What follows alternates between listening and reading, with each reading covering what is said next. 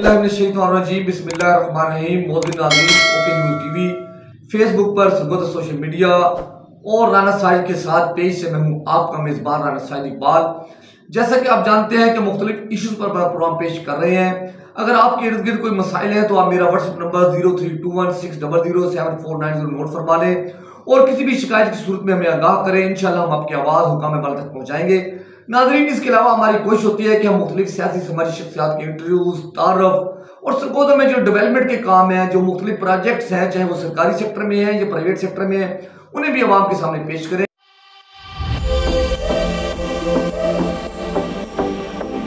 जी नाज़रीन, इस वक्त हमारे साथ मौजूद हैं अंजुमन ताजरान गोल चौक सरगोदा के सदर जनाब शफीकुर रहमान साहब। सरगोदा के जो मसाइल हैं, सरगोदा के इशूज़ हैं, शफीकुर रहमान साहब उनके बारे में अपनी एक मुनफिद राय रखते हैं।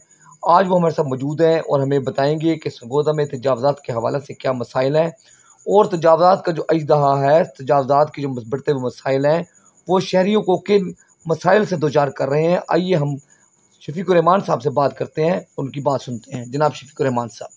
राना साहब, तजावज़ात की बात कर रहे हैं आप। ये तजावज़ात आम चीज़, आम लफ्ज़ नहीं है। ये तजावज़ात परसों सालों से इसकी भरमार है और जो कब्ज़ा माफिया है वो इस पे काबज़ है परसों से। आज हम इसको तजावज़ात का नाम इसलिए ज़्यादा हमारी ज़ुबानों पर चढ़ा है कि हमारी स्कूटर की रवानी कम हो गई है, हमारी कार की रवानी कम हो गई है, हमारा पैदल चलना मुहाल हो गया है। इसलिए हमें ना इसको तजावज़ात कहते हैं। वरना मैं आपको एक नई चीज़ बात बताता हूँ। ये जो तजावज़ात है, ये आपको याद होगा कि आज से 10-12 साल पहले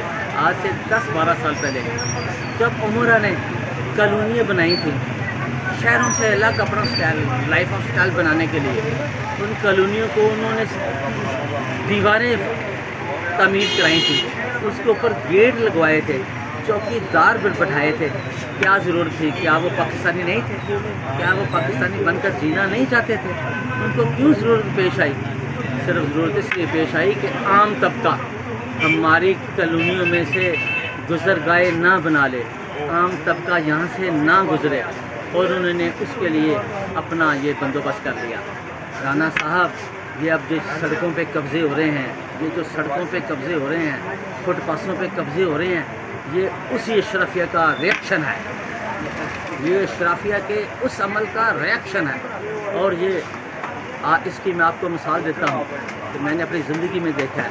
हम 4 ब्लॉक, 2 ब्लॉक, ममदी बाज़ार, इस जगह पे हम स्कूटर लेकर नहीं जा सकते, हम इस जगह पे रक्षा लेके नहीं जा सकते। क्यों नहीं जा सकते? वहाँ पे इतना तजावज़ात की इतनी भरमार हो गई है कि अब वो चीज़ हर एक के कंट्रोल से बेबस हो गई है।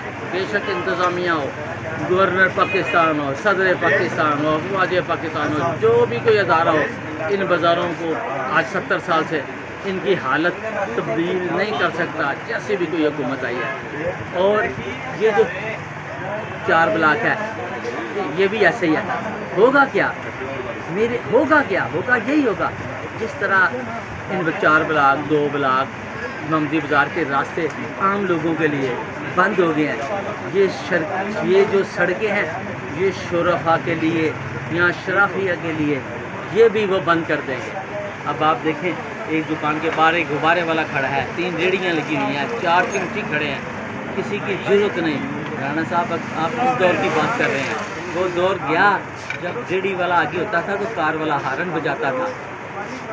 वो दौर गया जब रेहड़ी वाला आगे होता था और कार वाला हारन बजाता था। अब किसी रेहड़ी वाले के आगे पीछे वाले, बेशक पुजारो हो या जो कुछ मर्ज़ी हो, रक्शे वाले के पीछे पुजारो हो, पराडो हो या और कोई करोड़ों की गाड़ी हो, किसी को हारन बजाने की ज़रूरत नहीं है। ये है तब्दीली जो आ गई है। और ये अब कैसे कब्ज़ा करेगी, उसका नाम तजावज़ात है। Thank you very much.